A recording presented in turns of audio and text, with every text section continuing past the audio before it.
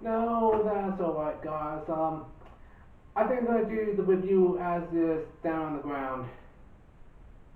No, I'm not disappointed. In fact, a part of me was scared going up to space. So I guess it all works out. Thanks, Venus. If I got any other plans, I'll call you. Thanks. I'll call you later. Bye.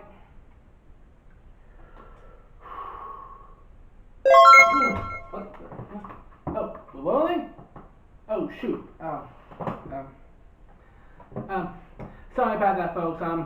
I was with a phone call with some people who was willingly to build me a rocket ship up to space. Unfortunately, they seem to hit a few snags with that. Rocket ship, let's take a rocket ship, let's take a rocket ship to space. But whatever, the review goes on, and today's review is gonna be Super Mario Galaxy. World opening.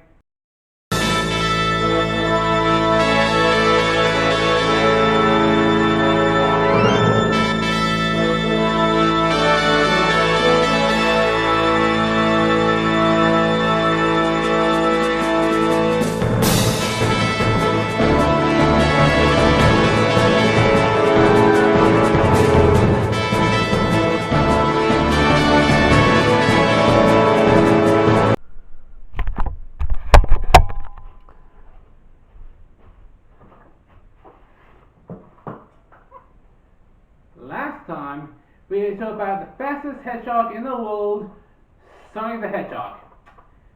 But now, we're going to talk a bit about his rival. No. That's the one.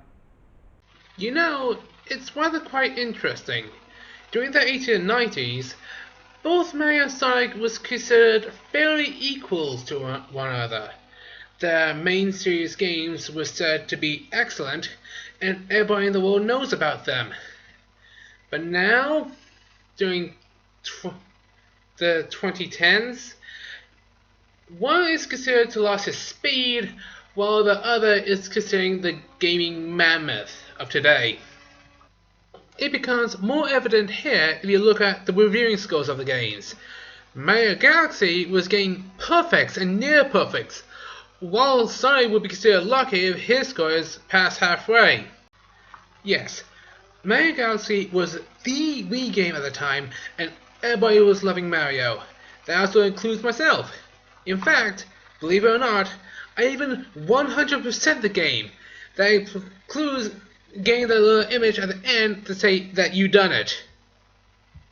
But after a more recent playthrough, I started to see a bit more issues in the game than during my first playthrough at 2007. But hey, that's what I'm here to talk about today. I am the beast, take one away and becomes the best, and let's see how well this does. At the start of the game, the Mushroom Kingdom was celebrating its centennial Star Festival, where a comet will fly by and begin dropping star bits out of the sky. In fact, that's how the Toads get the Power Stars in the first place. Peach also sends Mario a letter saying that she got a present for him at the castle. We never found out what it is, but Mario sure looks happy. But as he was making his way there, bombs suddenly began dropping from the sky, and Bowser appeared and tried to kidnap the princess. Wait, doesn't that sound familiar? Actually, it does. Special festival, bombs from the sky, a villain trying to kidnap the princess? It's just like my Sonic 06 description from last time. What were the release dates for both games? Wow! Almost an exact year apart from one another. Guess Mario and Sonic got more stuff in common than we thought. Anyway, Bowser somehow got himself a UFO and used it to pull Peach's castle off from the ground and take it to space with him. Mario tries to save the princess, but got quickly blasted off to space because of his trouble. But Mario, after surviving the vacuum of space, somehow landed on a tiny planet. There, he met a star-shaped race called Lumers, which they take Mario to a woman named Rosalina. Rosalina is the caretaker of the Lumers, and they all live on a spaceship called the Observatory. The Observatory flies across the universe, and is in fact the comet that flies over the Mushroom Kingdom. The thing is, ever since they lost the power stars, their fuel source, they've sort of been dead in space for quite a while. And Bowser, again, somehow got all those power stars and using it to conquer the universe. But with Mario's help, he can restore power to the observatory, and with that can track down Bowser, stop his evil schemes, and can save Princess Peach. Huh. That's a relatively short time to explain the plot. But then again, Mario games aren't known to have complicated plots. I can at least say this about the plot. It sure is grand and epic, but while Sonic 06 plot was trying to be complicated, all Mario Galaxy really did was just set it on a much grander scale, from world to galaxy. My only real gripe with the story though is with Bowser. How did he get so much power to conquer the universe? And speaking of which, why does he want to conquer the universe? I mean, I know he's a villain and all that, but running the universe is a really difficult job. I mean, let's look at this video, for example. So what'll be your economic policy? Huh? Your economic policy. I mean, sure, everybody's gonna be your slave and all, but you're still gonna have some form of commerce for people. You'll have to reissue currency across the world to a normal standard. Oh, let's not forget you're also gonna need to work to restore countries and places that are dealing with economic stagnation, facing hunger crises, population issues, religious issues. Stop! Look, I just figured I could get to that whenever I wanted. Do you want to, though? Well, no. And there are going to be rebellions, you know, resistance fighters who pester you and annoy you and set back your science projects.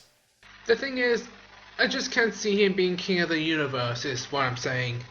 I mean, what's the deal with making usually comedic villains and making them more serious all of a sudden? Well, I guess since the story is out of the way, I can use extra time explaining my thoughts about the presentation. Visually speaking, Mario Galaxy actually looks pretty good. Everything is well polished, well programmed. Some parts of the game look so pretty they just make you want to stop and look at them. And the Galaxy's themes are appropriate on where they are in the game. For example, Geodeck Galaxy and Honey Hive Galaxy are very simple in its idea and design. These are good places for players to not only to get used to the controls, but also see what Mario Galaxy has to offer. Galaxies like Ghostly Galaxy, Gusty Garden Galaxy, and Big Bowl Galaxy. Wow, that sounds a bit silly there. Anyway, these galaxies got their own unique twists and challenges to them to make them more interesting, but they're not as hard as some other later galaxies, like Dreadnought Galaxy, Melty Molten Galaxy, and Toy Time Galaxy. Yeah, they all sound really damn silly. But the thing is, these galaxies and their themes are still good and interesting. Like, they don't blend into each other and can be their own separate places. I wish I could say the same for the enemies, though.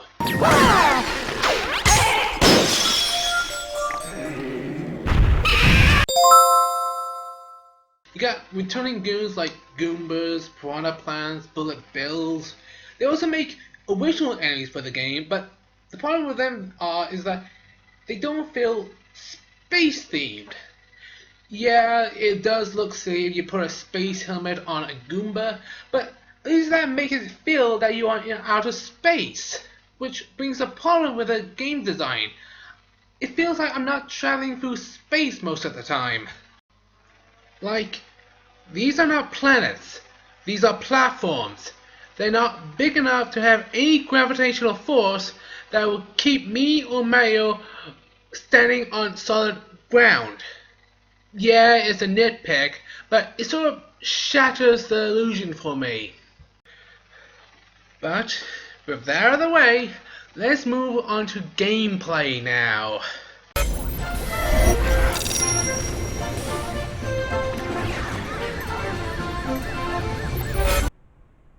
I know.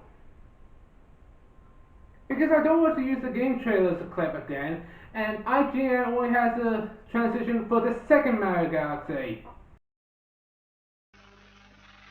Oi! The goal in every stage is to reach to the end of it and grab the Power Star at the end. But I'm gonna explain how that usually goes in a minute. Mario controls roughly the same in every other 3D Mario game. He can run, he can wall jump, he can ground pound the ground with his butt. But the unique skill they give him in this game is the spin attack. Shake the Wii remote and he just twirls his arms around and knock any enemies away who dares to come near him. But the thing I like about this move is that if you do the spin attack in the air, it actually gives Mario a double jump. It gives more precision in Mario's landing. Seriously, despite being a staple mechanic in the platforming genre, I can't think of a Mario game where Mario has a double jump, not before or since. I mean in his primary skill set, something which he doesn't require a power-up for. The only closest thing I could think of was Flood, a machine he used in Mario Sunshine, but it was slippery and all he really does is hover a bit, not an actual jump. Seriously, if this was in Mario 64, I think I might have liked the game. I never owned a Nintendo 64, so I didn't have much time playing and getting used to it. I thought Mario felt a bit stiff, and I couldn't get used to the controls, and I'm not used to that sort of game. Well, I guess I can't be too harsh on Mario 64, since Galaxy came out about 2 decades after that game. So, with better technology and all that, it would be an unfair comparison. And like I said, I was never good at that game.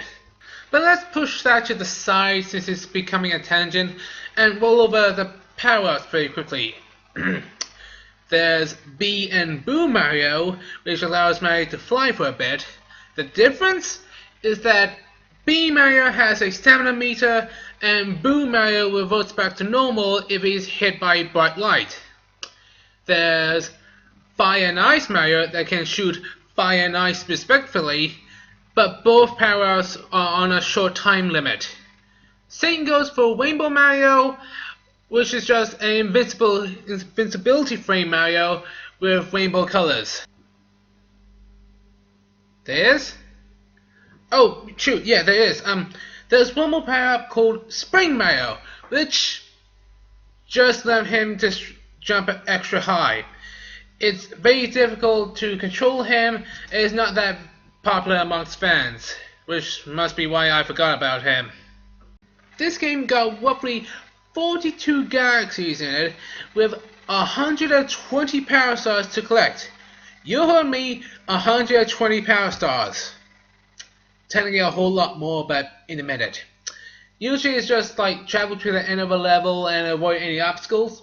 Sometimes you have to fight a boss to get the power star, but other times you might have to do a challenge to get it. This could usually be like catch a golden seashell for a class of penguins or competing in a race. But since this is the Wii with motion controls, they might throw motion controls challenges at you, like surfing on a manta ray, walking on top of a ball, or flying through space in a bubble. A lot of people don't like these motion control challenges, but me personally, I don't mind. They're fun for a bit, can get annoying. And then there are the prankster comments. Oh lord, the prankster comments. I don't like the comments because they usually involve going through a previous stage again, but with extra difficulty.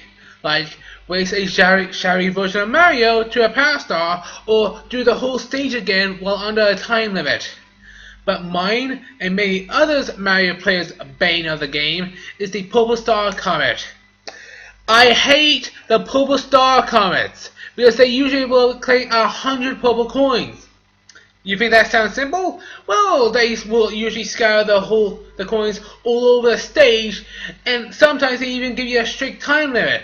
Or you have to go for a circuit while also collecting the power stars, but if you miss just one, it's an instant game over. It's just, I hate it so much.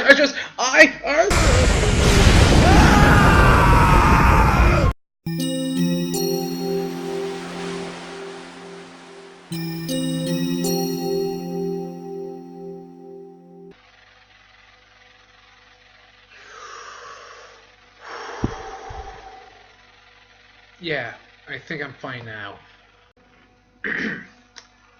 Once you get 120 power stars, Rosalia will tell you that they have enough star power to go to another world.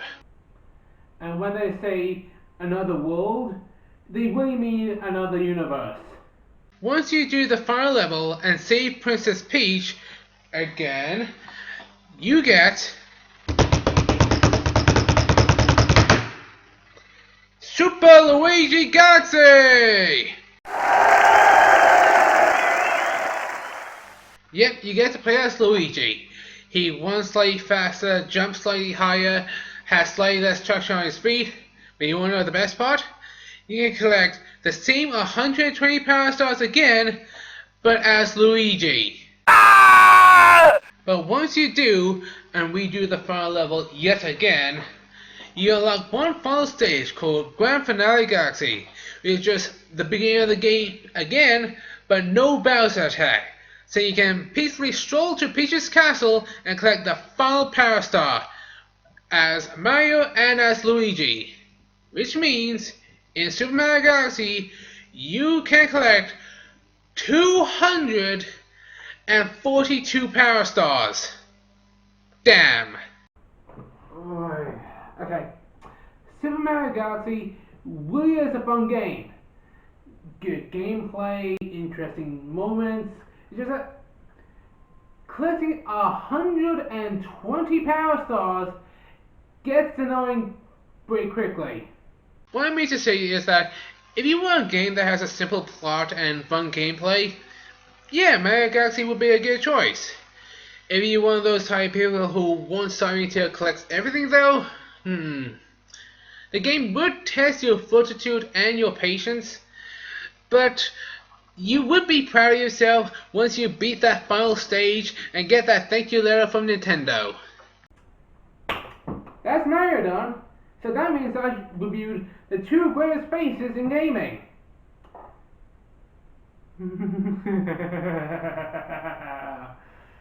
Take a wild guess what my next review is gonna be.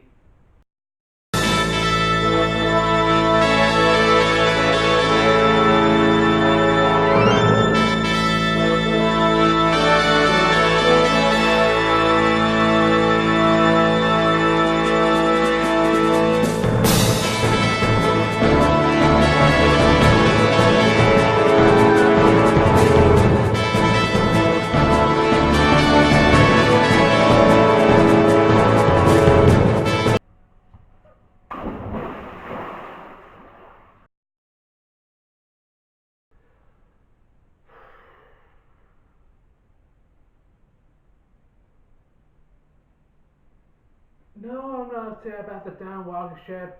I'm just worried that they are feeling upset about not building it. I guess. Like what?